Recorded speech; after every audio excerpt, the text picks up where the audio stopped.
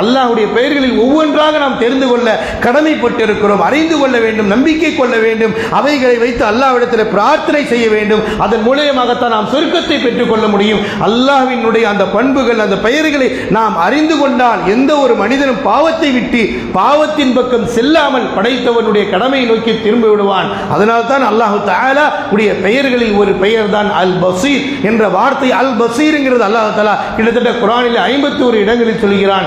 பசீர் என்று சொல்லக்கூடிய வார்த்தையை கிட்டத்தட்ட 11 இடங்களில் அல்லாஹ் தஆலா சொல்லி காட்டுகிறான். எனவே அல்லாஹ் தஆலா பார்க்கக்கூடியவனாக இருக்கின்றான். மனிதன் எந்த பாவம் செய்தாலும் அல்லாஹ் அதை பார்க்கிறான், அவன் நன்மை செய்தாலும் அல்லாஹ் பார்த்து கொண்டிருக்கிறான். இதை அல்லாஹ் சொல்வதனுடைய நோக்கம் என்ன?